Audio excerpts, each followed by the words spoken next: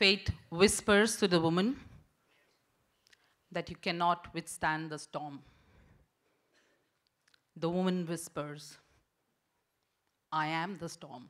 That has been the essence of my journey in the Indian Air Force. An invisible war within, a battle for equal opportunity. It was way back in 1992 that the government of India opened its door for women to join the armed forces. To tell you the truth, the glamour of uniform was not the only thing, but the feel to be able to rough it out in the frontiers was more of my calling. 25,000 women applied to be part of the elite force, and I was fortunate enough to be one of the pioneers. The adrenaline rush and the pride you get when you've donned a uniform is something phenomenal. We were thrown into the Air Force Academy, grueling schedule.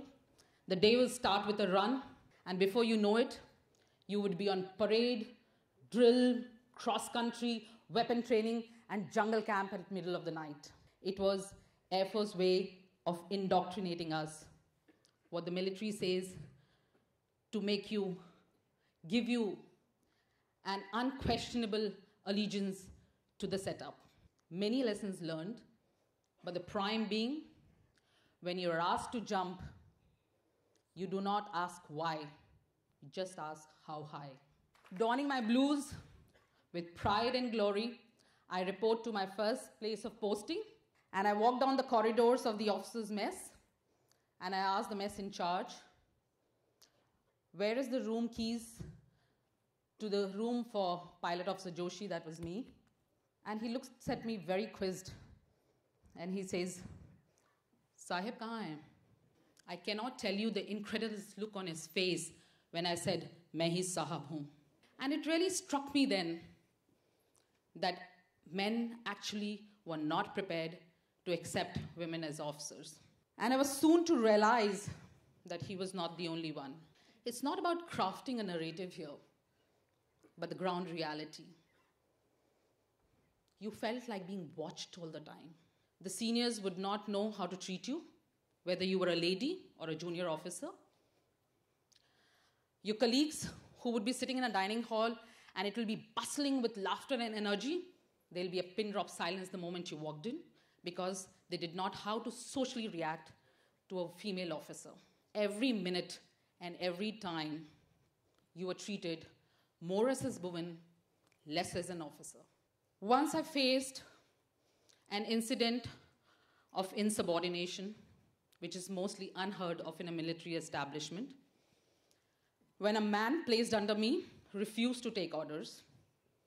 And when I complained, it was I who was counseled, saying that the man in question belonged to a state and he was socially engineered not to take orders from the woman.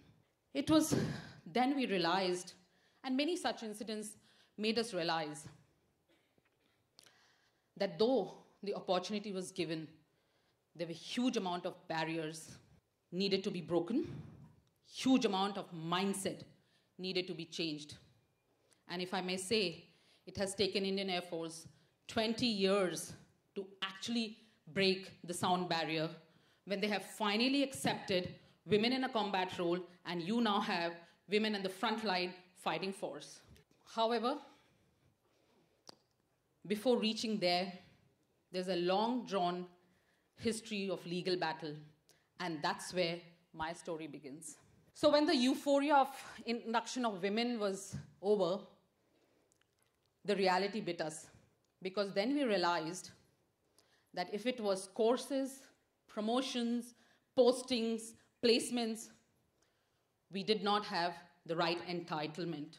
Women were inducted initially for 5 years, and we were not given these because they called it, we were in an experimental zone.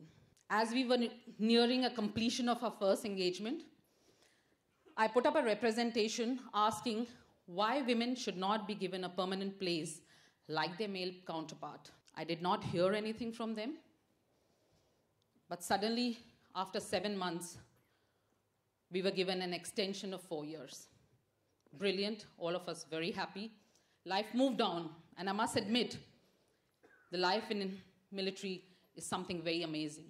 As we were coming close to our second tenure, I represented again, asking, what are the career prospects for women in the armed forces?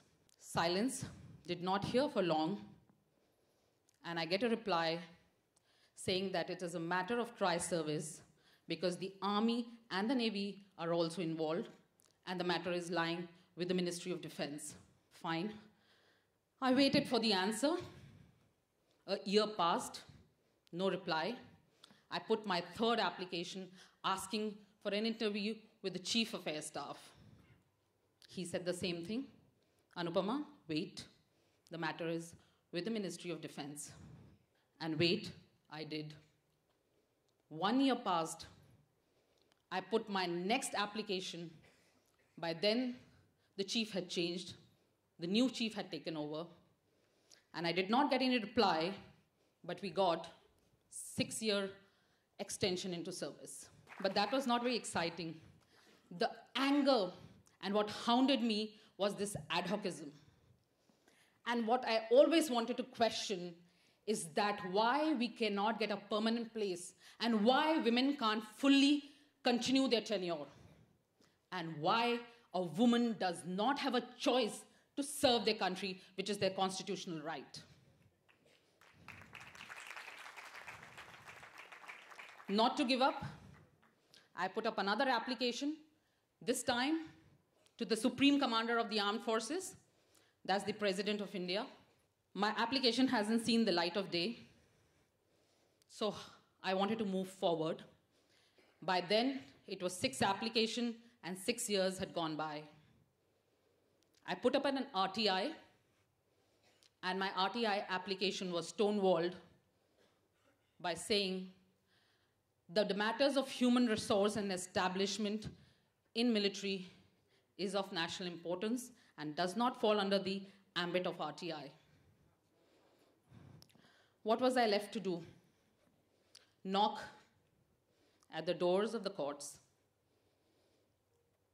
By then, a large number of women had also joined the forces. I went ahead, contacted many of them, so that we can do a collective representation and it can become a class case. Only one came forward. And thank you, Squadron Leader Rukhsana, for believing in me. We went to the court with a very simple prayer that we should be given a permanent place in the Air Force on the basis of efficiency and not on the basis of a gender. You must understand that this was a very daunting task for us because we were fighting an organization which is extremely structured, hierarchical, and disciplined. 3 years into the corridors of Delhi High Court, we found our success, and it was in 2010 that the landmark judgment came that the women will be given a permanent place in the armed forces.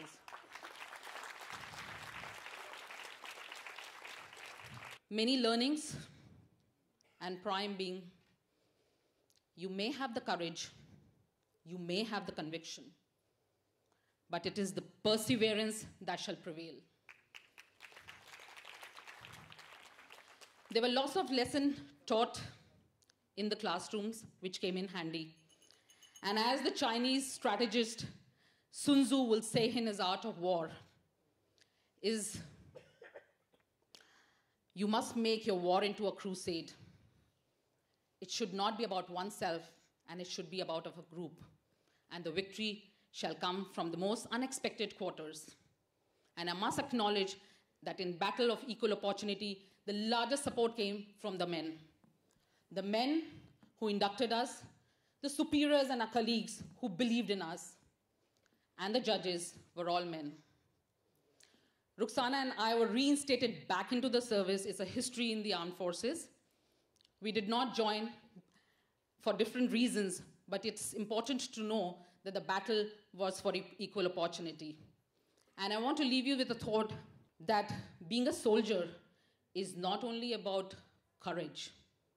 It's about sacrifice also. And don't try to teach a woman that.